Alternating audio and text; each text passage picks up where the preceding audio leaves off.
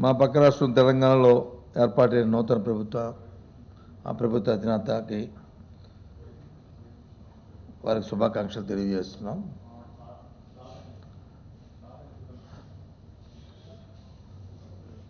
తెలుగు ప్రజలందరూ కలిసి ఉండాలని, అన్ని విషయాల్లో కూడా సోదరభావంతో ముందుకే వెళ్ళాలని, అభివృద్ధిలో పోటీతత్వంతో ఉండాలని, ఎక్కడా కూడా స్పర్ధలతో ఉండకూడదనేది మా పార్టీ తాలూకా ఆలోచన విధానం. ఆ నేపథ్యంలో ఉండాలని కోరుకుంటున్న వైఎస్ఆర్సీపీ పార్టీ, ఆ నేపథ్యంలోనే అందరూ కూడా సోదరభావంతో ఉండాలని కోరుకుంటున్నాం. అయితే దురదృష్టం, నిన్నటి రోజున టీవీలో చూసాం, ముఖ్యమంత్రి గారు కానీ వారి మంత్రులు కానీ వాళ్ళందరూ మాట్లాడుతున్న మాటల్ని నిన్న చూసాం. ఇదేదో తెలంగాణలో అధికారంలోకి వచ్చి టీఆర్ఎస్ పార్టీ వచ్చింది, టీఆర్ఎస్ పార్టీతో వచ్చి చంద్రశేఖర గారితో వచ్చి ఆయన వచ్చి ఆంధ్రప్రదేశ్కి మీరు రమ్మంటున్నాం, మా పార్టీ రమ్మంటుంది, అలాగే భారతీయ జనతా పార్టీతో మేము ఏదో కుమ్మక్కి అయిపోయాం, అలాగే ఎంఐఎం పార్టీ వస్తుంది అని వివిధ రకాలుగా ఇష్టం వచ్చినట్లు ఎవరికి వచ్చిన రీతిలో వారు వచ్చి అటు ముఖ్యమంత్రి కానీ చంద్రబాబు నాయుడు గారు కానీ లేదు వారి క్యాబినెట్లో ఉన్న మంత్రులు కానీ నిన్న మాట్లాడుతున్న విషయాల్ని మనం చూసాం.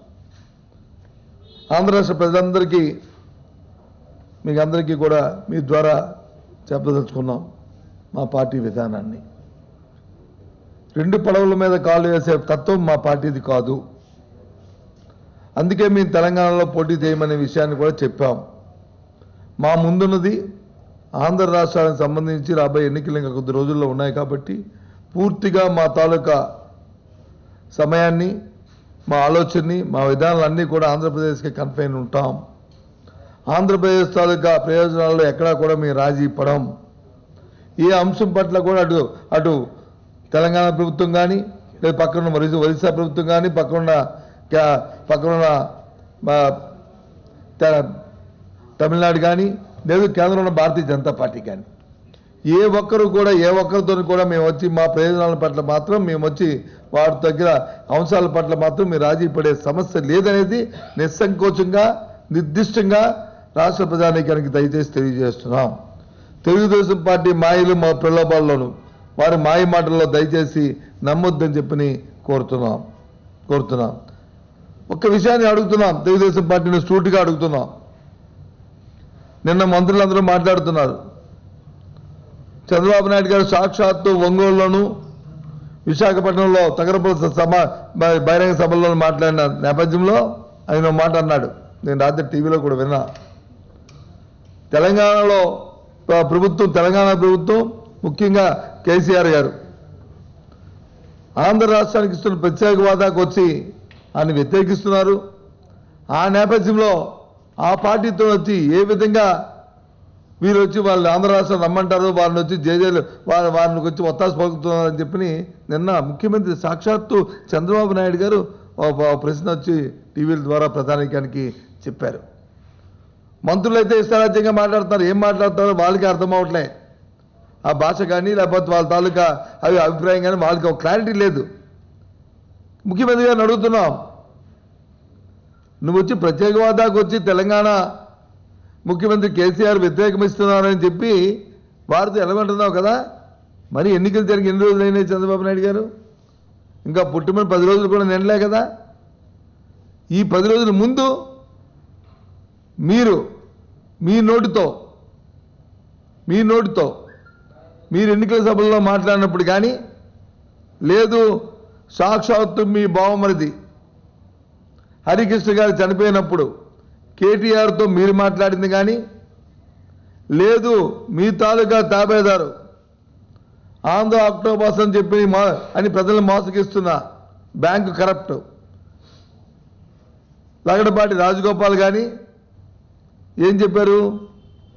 టీడీపీతో కలవమని చెప్పి నేను చెప్పాను రాజగోపాల్ గారు చెప్పారు. టీడీపీతో మేము కలిసి వెళ్దాము, ఆంధ్ర సోదరభావంతో మనం ముందుకెళ్దాం, 2 రాష్ట్రాలు ముందుకెళ్దామని చెప్పి అని అడిగానని చెప్పి చంద్రబాబు నాయుడు గారు స్వయాన్నా చెప్పారు. హరికృష్ణ చనిపోయినప్పుడు వచ్చి కలిసినప్పుడు కేటీఆర్ గారు వచ్చి నన్ను వచ్చి చంద్రబాబు నాయుడు గారిని కేటీఆర్ చెప్పాడు. అంటే మరి మీరు కానీ ఆ రోజు కలిసి ఉంటే మరి ప్రత్యేక హోదాకు వచ్చి టీఆర్ఎస్ కలిసి మరి వద్దన్నా సరే కలిస్తే అదొక బ్రహ్మ పదార్థమును, అది మంచిను, రాష్ట్రానికి మేలున్నా. మీరు చేస్తున్న ప్రతి పని కూడా ఒక రాష్ట్ర ప్రయోజనాల కోసం చేస్తుంది. ఇంకెవరైనా మాట్లాడితే, ఎవరైనా చెప్తే, ఎవరైనా ఆలోచిస్తే, విధానం నేర్పిస్తే అది వచ్చి రాష్ట్ర విఘాతం కలిగించిందా? ఏమయ్యా, ఏం మాటలవి? రాష్ట్ర ప్రజలను ఆలోచించమని కోరుతున్నాం. ఈ బోసర బెన్ని తాలూకా మాటలు రోజుకో మాట, పూటకో మాట పాపం గడుపుతూ కాలక్షేపం చేస్తున్న ఈ చంద్రబాబు నాయుడు గారు లాంటి చంద్రబాబు నాయుడు తొత్తులుగా ఉంటున్న మంత్రులు ఏ విధంగా మాట్లాడుతున్నారో వీరందరూ మాట్లాడుతున్న మాటలు వాస్తవం కాదా? తెలంగాణ ముఖ్యమంత్రి కేసీఆర్ గారి నుంచి పబ్బాలకు మీరు పిలుస్తారు, పండుగలకు మీరు పిలుస్తారు, ప్రారంభోత్సవాలకు పిలుస్తారు, వాళ్ళు పిలిస్తే యాగాలకి మీరు వెళ్తారు. ఇది నిజం కాదా? ఇది వాస్తవం కాదా? ఆయన ముఖ్యమంత్రి అయిన తర్వాత ఆయన వచ్చి తిరుమల వెంకటేశ్వర స్వామిని దర్శనానికి వచ్చారు. ఆయన దర్శించడానికి అందరికీ హక్కు ఉంది, వెళ్తారు. అలాగే మన కనకదుర్గమ్మని దర్శించడానికి వచ్చారు. ఆ రోజు మంత్రులందరూ వెళ్ళారు. ఆయన ఏమైనా ఇప్పుడు మనం ఏమైనా ఎందుకు వెళ్ళారండి మంత్రులు ఎందుకు మీరు ఆయన్ని ఆహ్వానించారు, తీసుకెళ్ళారు అడిగితే ప్రోటోకాల్ అండి చెప్తారు. ఓ గుడ్, ప్రోటోకాల్ బాగానే ఉంది, ప్రోటోకాల్. మరి ఆయన యాగం చేస్తున్నప్పుడు ఎవరు కేసీఆర్ గారు యాగం చేస్తున్నప్పుడు 2017లో యాగం చేస్తే మరి ముఖ్యమంత్రి గారు చట్టపట్టాలు వేసుకొని ఆ యాగానికి వచ్చి అటెండ్ అయ్యారు. చండీ యాగం ఇదేంటంటారు? అంతేకాదు, సాక్షాత్ వాళ్ళ క్యాబినెట్లో 2017లో తెలుగుదేశం పార్టీ క్యాబినెట్లో మంత్రిగా పనరాల సునీత్ గారు వాళ్ళ అబ్బాయికి పెళ్లి చేసింది. సంతోషం. పెళ్లికి వచ్చి అందరినీ పిలుస్తారు, చేస్తారు, వెళ్తారు, వస్తారు, సంతోషం. కానీ ఆ పెళ్లికి అనంతపూర్లో వేసిన కటౌట్లు చూస్తే, ఆహ్వానాలు చూస్తే పార్టీ వెళ్ళి కలిసి ఇటు చంద్రబాబు నాయుడు గారు, ఇటు కేసీఆర్ గారు, ఇటు పరటాల రవి గారు, ఇవి ఫోటోలు. మరి దీన్ని ఏమంటారు? మొన్న ఎన్నికలు జరుగుతున్న కలిసి రండి, మన ఇద్దరం పోటీ చేద్దామని నేను చెప్పి ఈ రాష్ట్ర ప్రయోజనాలు తాకట్టు పెట్టి, అసలు నా వ్యక్తిగత ఉద్దేశం అయితే అసలు రాష్ట్రాన్ని చంద్రబాబు నాయుడు ఎంత బస్సు పెట్టించారో రాష్ట్రానికి అంత నష్టపెట్టాడు కేసీఆర్ గారు అనడంలో సందేహం లేదు. ఎందుకంటే ఆంధ్ర రాష్ట్రాన్ని, ఎందుకంటే ఏదైతే దొంగగా ఓటు కేసులు దొరికినప్పుడు మీ ఇద్దరు కానీ ఆలోచనలు పడకుండా చంద్రబాబు నాయుడు గారిని ఆవాలే, దొంగతనం చేసేవాడిని శిక్షించుంటే, ఆయన మీద చర్య తీసుకుని ఉంటే ఇంకెవరో వస్తే రాష్ట్రంలో ముఖ్యమంత్రిగా ఇవాళ ఎంత దోపిడీ, ఎంత అరాచకం జరిగే పరిస్థితి కాదు. మీరు కలిసే ఈ రాష్ట్రానికి నష్టపెట్టే అనడంలో మా అభిప్రాయం. ఇది వాస్తవం కాదా? ఏం మాట్లాడతారు? ఇష్టం వచ్చినగా మాట్లాడుతున్నారు. చూస్తుంటాడు. ఎవడు పిలిచాడండి? ఇది పిలిచాడండి కేసీఆర్కి. ఆయన నువ్వు వచ్చి ఆయన చేసిన 2 పార్టీలు, నువ్వు పార్టీని వచ్చి నష్టపెట్టినప్పుడు నీ పార్టీని కూడా నిన్ను కూడా నష్టపెట్టడానికి ప్రయత్నం చేస్తారు. ఇందమ్మంటే అందమ్మా మాట్లాడితే చెప్తుంటారు. ఒకరోజు ఈరోజు బీజేపీతో కలిసిపోయారు, పవన్ కళ్యాణ్తో కలిసిపోయారు, ఇవాళ వచ్చి కేసీఆర్తో కలిసిపోయారు. కొత్త ట్విస్ట్ ఇది. ఇవాళ కొత్త ట్విస్ట్. ఏం మాటలు అవి? దేనికోసం కలవడాలి నాకు అర్థమవుతావు. నీ అభిప్రాయం, నీ ఆలోచన అది, నీ పార్టీ తాలూకా అభిప్రాయం అది. నీకు రాష్ట్ర ప్రయోజనాల కంటే నీ పార్టీ ప్రయోజనాలు ముఖ్యం. మీకు వైఎస్ఆర్సీ పార్టీకి రాష్ట్ర ప్రయోజనాల తర్వాతే పార్టీ ప్రయోజనాలు. ఆ ఆలోచనతో 2014 ఎన్నికల్లో వచ్చి భారతీయ జనతా పార్టీతో జతకట్టమని ఎంత పెట్టినా ఏదో పార్టీతో కలిసి వెళ్దామన్నా జగన్మోహన్ రెడ్డి గారు కాదు, రాష్ట్ర ప్రయోజనాలు మన ముఖ్యం, మనం మోసపోవద్దని చెప్పి నిర్దిష్టంగా ఆయన వచ్చి నిర్ణయం తీసుకుని ఎన్నికల్లో వెళ్ళిన పరిస్థితి. రేపు 19లో కూడా అంతే. ఇప్పటికే 10 దఫాలుగా మా నాయకుడు చెప్పాడు, రాష్ట్ర ప్రయోజనాల కోసం ఏ పార్టీ అయితే ఎన్నికలైన తర్వాత ముందుకు వస్తుందో కేంద్రంలో పార్టీ వాళ్ళతో మేము ముందుకు వెళ్తామని. కానీ రోజు ఊరికినే అది చెప్పి ఇది చెప్పి అది చెప్పి మాట్లాడుతున్నారు. వీళ్ళు మాత్రం ఆ పార్టీలతో వాటితో జతకట్టుకొని చేస్తుంటారు. వాళ్ళు రోజు చేస్తుంటారు. పూర్తిగా వాస్తవానికి విరుద్ధంగా ఏదో ఒక మాట చెప్పుకొని వాళ్ళు పబ్బం గడుపుకునే పరిస్థితులు ఇవాళ ఉన్నాయి. పాపం ఆయనతో పాటు మన రాజగోపాల్ గారు అంతో ఇంతో ఆయన మాటలకు వచ్చి ఏదో అక్టోబర్ శుభ్రంగా సర్వే చేస్తాడు అని నమ్ముకున్న ప్రధానికాన్ని నిట్టేట ముంచాడు. నాకైతే ఒక అనుమానం కూడా ఉంది, ఇది చంద్రబాబు నాయుడు గారితో కలిసి చేసిన కుట్ర, ప్రధానంలో అనుకున్న విషయం ఇది. లేదు ఆయనకున్న లావాదేవీల్లో ఇబ్బందుల్లో వచ్చి ఆ ప్రభుత్వం కాపాడుతుందని చెప్పి చంద్రబాబు నాయుడుతో కలిసి చేసిన కుట్ర, లేదు విధుల్లో వచ్చి అనుకుంటున్న మాట ఏంటంటే ఈ బెట్టింగ్లు గట్రా ఉంటాయి, బుకింగ్లు అంటే ఉంటాయంటే, ఇవన్నీ నాకైతే దాని గురించి పూర్తిగా తెలియదు. కానీ లేదు వాళ్ళతో కలిసి చేసిన కుట్ర, దానికి లోకేష్తో అంకురార్పణ కలుపుకొని లోకేష్ చేసిన ఈ బెట్టింగ్లు ఎందుకంటే వీళ్ళకి అలవాటు, లోకేష్ అండ్ టీంకి. సో కాబట్టి ఆ లైన్లో వచ్చి ఇలాంటి కుట్ర చేశాడా ఈ రాజగోపాల్ గారు చేశాడనేది, లగడపాటి చేశాడనేది ఒక ఆలోచన. ఏదైనా చాలా తప్పు చేశాడు లగడపాటి, చాలా చరిత్ర క్షమించింది అతన్ని. అతనితో కలిసి తెలుగుదేశాన్ని టీఆర్ఎస్ని కలిపి పూర్తిగా కూడా ఏదో అక్కడ వస్తే సైకలాజికల్ ఇది చేసి ఆంధ్ర రాష్ట్రంలో వైఎస్ఆర్సీపీ ఉనికి లేకుండా చేద్దామని తప్పదు. దేవుడు ఉన్నాడు, దేవుడు చూస్తుంటాడు. కుతంత్రతోనూ కుళ్ళిబద్దుతోని తప్పు ఎవరు చేసినప్పుడు కూడా అనుకుంటాం మనమే గెలిచామని, కానీ అంతిమంగా న్యాయమే గెలుస్తుంది. వైఎస్ఆర్సీ పార్టీ ఆలోచన ఒకటే, ఎక్కడ తెలుగుదేశం పార్టీ భారతదేశంలో ఎక్కడ ప్రయోగాలు చేసినా,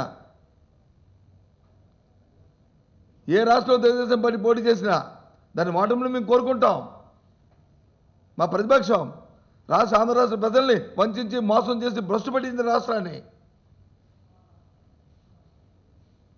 కాబట్టి ఆ పార్టీ ఓడిపోవాలని కోరుకుంటాం మేము.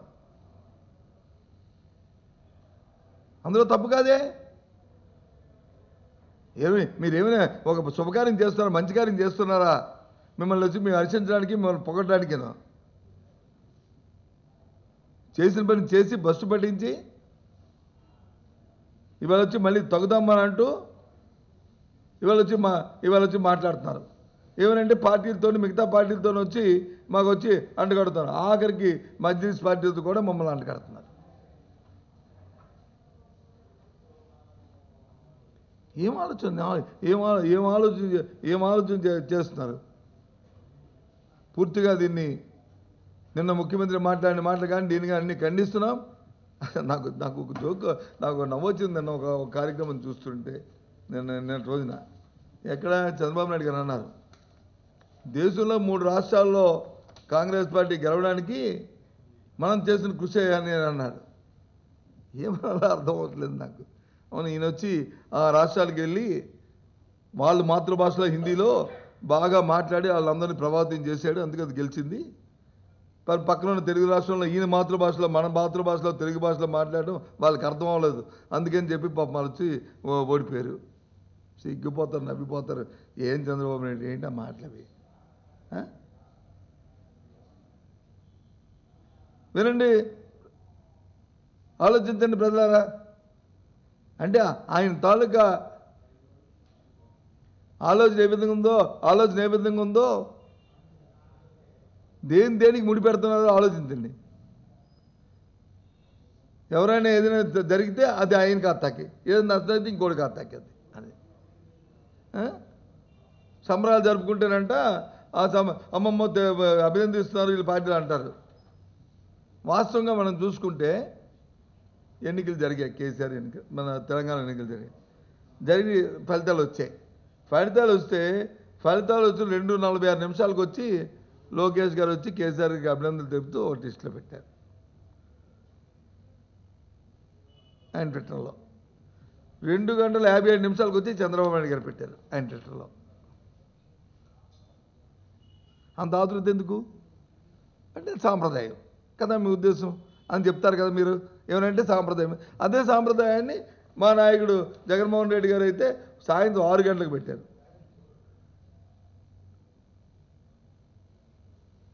ఆ సాంప్రదాయాన్ని కొనసాగిస్తే అయ్యో నిన్న ఇష్టారాజ్యంగా మంత్రులు వచ్చి మాట్లాడటం, మమ్మకి వచ్చి అక్కడ మీరంటే అక్రమ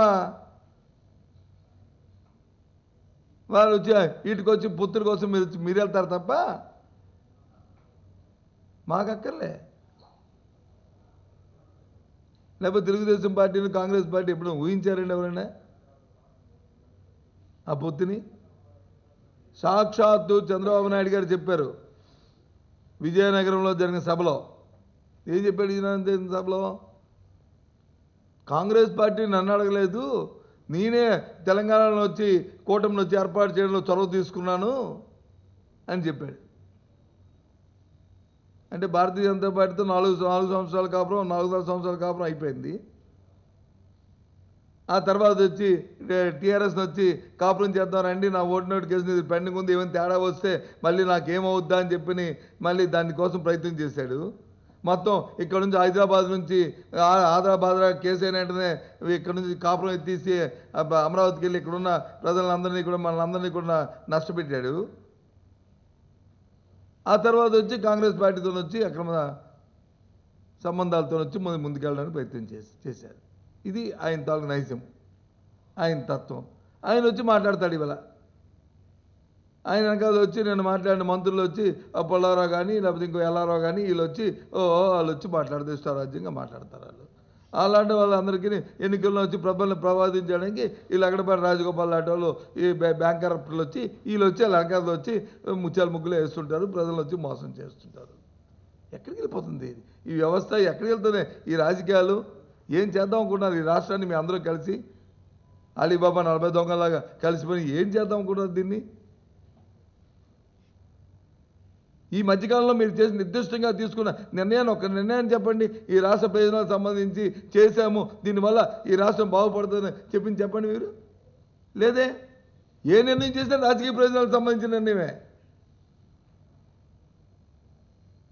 రాజకీయంగా మళ్ళీ ముఖ్యమంత్రిగా మళ్ళీ ఆ కుర్చీని అడ్డుపెట్టుకోవడానికి ఏ విధంగా చేసి ఆలోచనలు చేసి ఏ విధంగా నీ దోపిడిని అడ్డుకోవడానికి ఎవరు చేస్తారని చేస్తున్న ఆలోచన తప్ప ఒక రాష్ట్ర ప్రాజెక్టు గురించి కానీ లేదు రాష్ట్ర రైతాంగాన్ని గురించి కానీ రాష్ట్రంలో పరిస్థితులు రావడానికి కానీ లేదు ఓ రాజకీయమైన నిర్ణయం తీసుకోవాలంటే ఓకే. ఎక్కడ తీసుకున్నావు? ఎక్కడ కనిపించట్లేదే.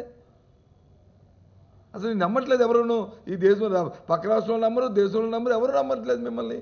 మీరు మాత్రం అనుకుంటున్నారు ఊరికే సెల్ఫ్ చేసుకొని ప్రమోట్ చేసుకొని.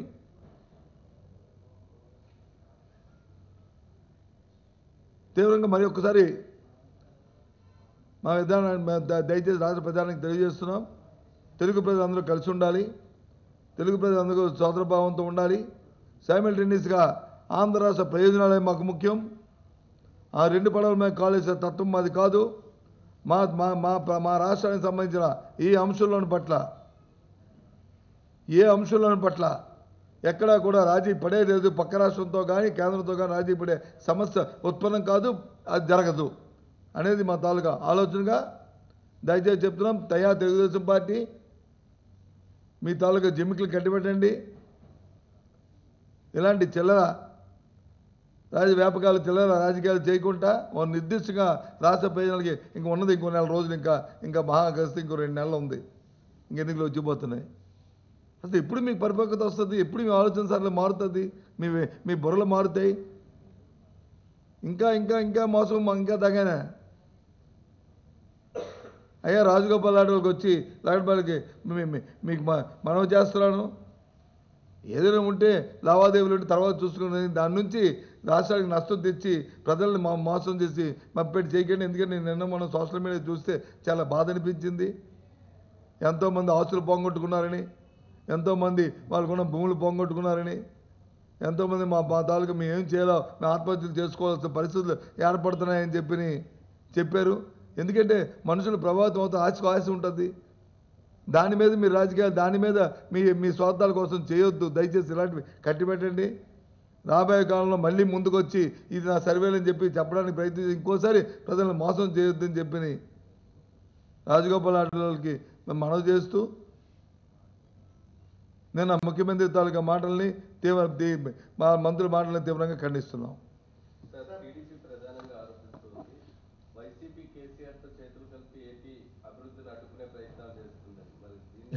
కదా అదే బాబు ఇంతసేపు నీకు చెప్పింది అదే కదా. నేను వైసీపీ ఎక్కడ మేము పెళ్ళిళ్ళకి ఏమైనా ఎవరు కేసీఆర్ గారిని తీసుకొచ్చి పెద్ద పెద్ద కటౌట్లు పెట్టి మేము పిలిచామా? లేదు అంటే ఆయన వచ్చినప్పుడు వచ్చి మన మట్టి బుక్ తీసుకొచ్చిన ప్రధానమంత్రి గారు మట్టి తీసుకొచ్చి ప్రారంభోత్సవం వచ్చని చెప్పి హడావిడి చేసి దాన్ని కేసీఆర్ని పిలిపించామా? లేదు అంటే చంద్రబాబు నాయుడు గారు వచ్చి యాగాలకు వచ్చి మేము వచ్చి ముఖ్యమంత్రి కేసీఆర్ వచ్చి పిలిస్తే చంద్రబాబు నాయుడు గారు వెళ్ళినట్టు కేసీఆర్ గారు పిలిస్తే చంద్రబాబు నాయుడు వెళ్ళి మేము చేసామా? ఎక్కడైనా జరిగిందో చెప్పండి.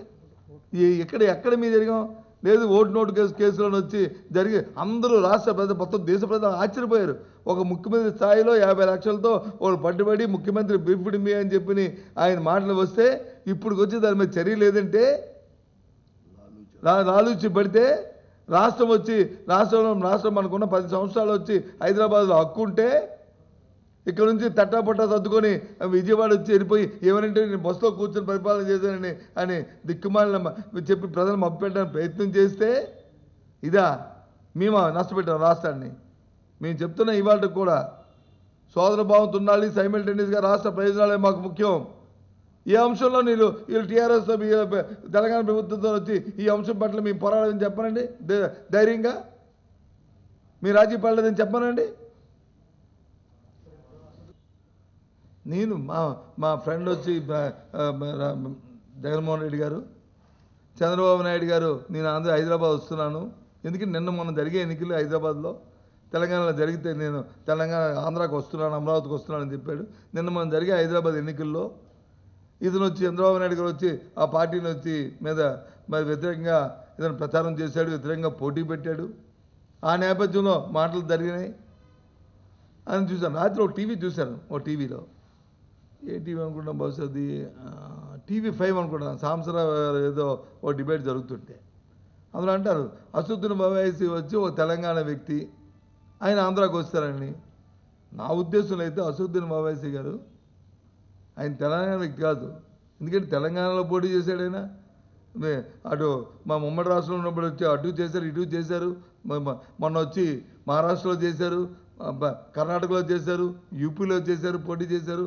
ఆయన ఏదైతే ముస్లిం మైనారిటీస్ ఉన్నారో ముస్లిం మైనారిటీస్ కోసం సమస్యల పట్ల కానీ లేదా వాళ్ళ వెల్ఫేర్ పట్ల కానీ వాళ్ళు వచ్చి ఫైట్ చేస్తున్న వ్యక్తి ఆయన. దాంతోపాటు 2004వ సంవత్సరంలో నేను కూడా రాజశేఖర గారి క్యాబినెట్లో మంత్రిగా ఉన్నాను. ఏదైతే రాజశేఖర రెడ్డి గారు వచ్చి ఆ రోజు 4% రిజర్వేషన్ పెట్టి ముస్లిం మైనారిటీస్ అందరికీ కూడా మేలు జరిపించారు. అప్పటి నుంచి కూడా రాజశేఖర రెడ్డి గారు అయినా రాజశేఖర గారి కుటుంబం అయినా ఆ రోజున పరిస్థితుల్లో పూర్తిగా కూడా ఎండార్స్ చేసుకుని ఆయన ఉన్నంతకాలం కూడా ఆయనకి ఒత్తాసు పలుకుని ఉన్నారు. ఎందుకు?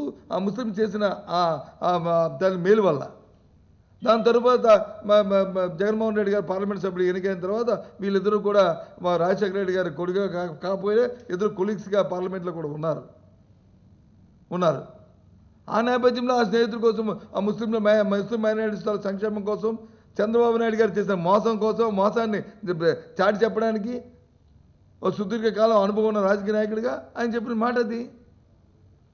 దానికి వచ్చి మన కొన్ని ఛానల్స్ లేకపోతే వీళ్ళు వాళ్ళు ఏదో తెలంగాణ వ్యక్తి కాదన్నా, ముస్లింల వెల్ఫేర్కి సంబంధించిన వ్యక్తి, ముస్లిం మైనారిటీస్ కోసం ఫైట్ చేస్తున్న ఒక నాయకుడు. దాంతో తప్పకుండా మైనారిటీస్కి మేలు జరగాలి, మైనారిటీస్కి మంచి జరగాలని కోరుకుంటుంది వైఎస్ఆర్సీ పార్టీ కూడా. వైఎస్ఆర్సీ పార్టీ ఎప్పుడు కూడా ముస్లిం మైనారిటీస్కి వ్యతిరేకం కాదు. కలిసి పోటీ ఎందుకు చేస్తాం? కలిసి పోటీ చేస్తాం అతనే చెప్పలేదు, మేము చెప్పలేదు. మాది ఒక నిర్దిష్టమైన విధానం. మేము రేపు ఎన్నికల్లో ఎవరితో కలిసి పోటీ చేసే ప్రశ్న ఉత్పన్నం కాదనేది మా నాయకుడు చెప్పిన మాట. ఇక మళ్ళీ దానికి ఎందుకు మళ్ళీ ఆ విషయం?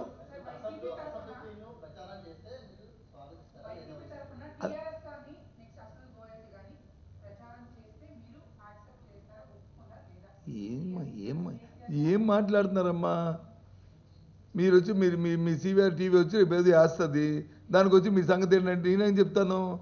నీ అభిప్రాయం అది.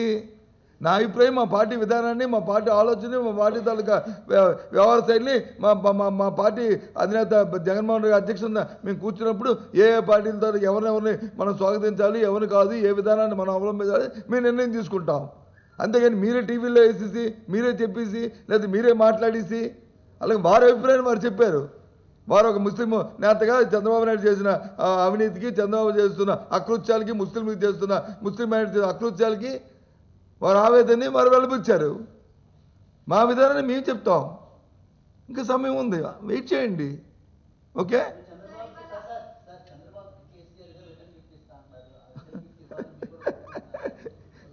ఆయన ఇస్తానంటే ఇది తీసుకుంటానంటే వాళ్ళిద్దరిది అది. మేమేమైనా కేసీఆర్ గారిని మేము రమ్మన్నామా, కేసీఆర్ని వద్దన్నామా? లేదా అది చంద్రబాబు నాయుడు గారే ఆయనతో కలిసి వెళ్దామన్నాడు, ఆయన వద్దన్నాడు. ఆయన పుట్టినరోజుకి వచ్చి ఈయన వెళ్ళాడు. ఆయన వచ్చి పుట్టినరోజుకి వెళ్ళినోడికి ఆ గిఫ్ట్ ఇవ్వడం అనేది ఆనవాయితీ. అది ఆనవాయితీ. ఇంట్లో కూర్చుని పంపిస్తారా చెప్పు? ఇంట్లో కూర్చుని ఎప్పుడు పంపిస్తారు? కనీసం మనం వచ్చి రాలేకపోతున్నాము నీ పెళ్ళికి, లేకపోతే ఈ పుట్టినరోజుకి మీరు రాలేకపోతాం, మీరు నన్ను పిలిచారు కానీ అని అంటే అయ్యో రాలేకపోతున్నారు కదండి, ఆ గిఫ్ట్ ఏదో ఎవరో ఒక మెసేజ్ తెచ్చి పంపిస్తారు. ఇక్కడ మమ్మల్ని పిలవలేదు, మేము వస్తామని చెప్పలేదు, మేము వెళ్ళలేదు. మధ్యలో మాకెందుకు? ఇది ఇది ఇది between TRS party, Telugu Desam party ఇద్దరి మధ్యలో ఉన్నది. ఎవరు? టీఆర్ఎస్ వైఎస్ఆర్సీపీ ఎలాంటి పోటీ అని మేమెందుకు కామెంట్ చేయాలి? వై షుడ్ మేమెందుకు కామెంట్ చేయాలి? మాకేం సంబంధం? అవును, వాళ్ళు పోటీ చేస్తారు అని వచ్చి ఒక రాజకీయ పార్టీ అక్కడ పెట్టి అక్కడ మేము చేస్తాం. అప్పుడు మా విధానాన్ని, మా నిర్ణయాన్ని మేము చెప్తాం. అంతేగాని మేము ఎలా చెప్తాం? వాళ్ళు దేశమంతా రాజకీయ దేశ పరిస్థితుల్లో చంద్రబాబు నాయుడు ఎలాగైతే దేశ పరిస్థితులు అలాగే కేసీఆర్ కూడా దేశ పరిస్థితులు అంటున్నారు.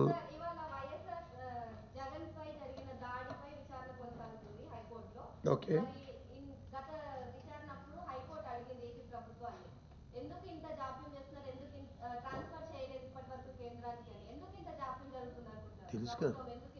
తెలుసు కదమ్మా. అది కుట్రలో వచ్చి చంద్రబాబు నాయుడు గారు, లోకేష్ గారు, డీజీపీ, ఇంటెలిజెన్స్ ఏడీజీ వీళ్ళందరూ కూడా భాగస్వాములు అనేది మనకు అందరూ తెలుసు కదా ఈ కుట్రలో ఉన్నారని.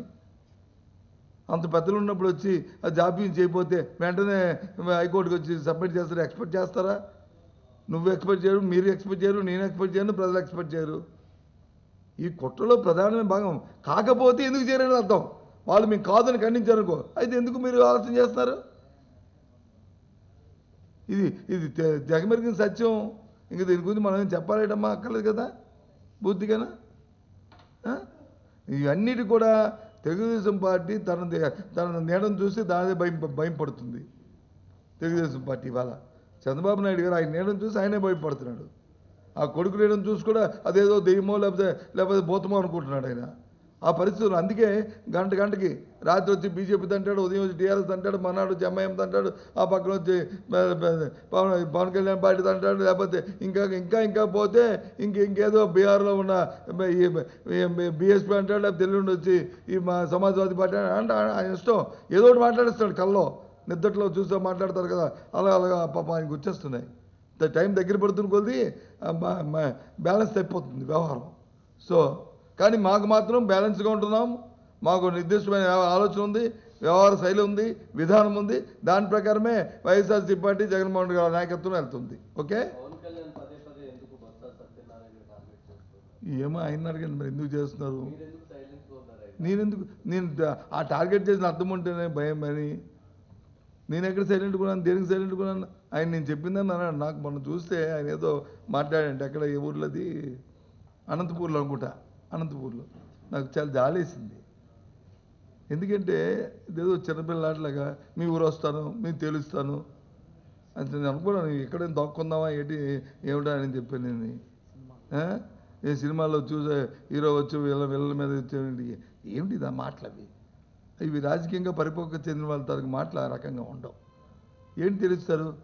ఆయన 2009లో ప్రధాన పార్టీ పెట్టినప్పుడు అప్పుడు కూడా ఆయన ఎన్నికల్లో అక్కడికి వచ్చాడు, అక్కడ మాట్లాడాడు, చేశాడు, అది చేశాడు. 2014లో ఎన్నికల్లో వచ్చాడు, అప్పుడు అన్ని పార్టీలతో కలిపి ఆయన కూడా వచ్చాడు, ఆయన వచ్చాడు. అన్ని పార్టీలతో పాటు అప్పుడున్న కాలమాన పరిస్థితుల్లో ఆ రోజు నేను ఓటమి చెందడం జరిగింది. మళ్ళీ రేపు 19లో మళ్ళీ ఎన్నికలు వస్తాయి, రండి వచ్చి చూడమని రండి. మొన్న ఇప్పటికే 2-3 సార్లు వచ్చాడు కదా జిల్లాకి. రాష్ట్రంలో తిరుగుతుంది, నేను జిల్లాకి సంబంధం కాదు, నేను కూడా రాష్ట్రంలో తిరుగుతాను కదా. ఎప్పుడైనా రాజకీయాల్లో వచ్చి పరిపక్వత ఉంటే రాజకీయ ఉద్దేశంతో రాజకీయ కోణంలో ఆ మాటలు మాట్లాడతారు. అందుకే నేను చెప్పాను పాప అతను ఏం ఆలోచన చేస్తున్నారు, అది మాటలతో వ్యవహారాలు చూస్తుంటే ప్రతి మాటకి రేపు బాధ్యత వహించవలసి వస్తుంది అని చెప్పేది. అలాంటి వాళ్ళకి ఏం సమాధానం చెప్తాం మనం? రవయ్య తేల్చుకుందామంటే ఇదేమో కుస్తీ పోటీలా, లేదా మల్లయుద్ధాలా, ఇదేనా, లేదా బాక్సింగా, ఏది తేల్చుకోవడానికి ఇదేమైనా? ఆయన తేల్చుకోవడం ఆయనకి నాకు చూస్తే వయసుతో కూడా తేడా ఉంది, కొద్దిగా ఆయనకన్నా వయసు మీరిన వాడిని అవ్వచ్చు, పెద్దవాడిని. ఈ పాప ఆయన అంత పడుతూ ఉండలేకపోవచ్చు కొట్లాడికైతే. కానీ రాజకీయాలు లేదనుకుంటే భ్రమ, రాజకీయాలు లేదనుకుంటే అది అతని భ్రమ.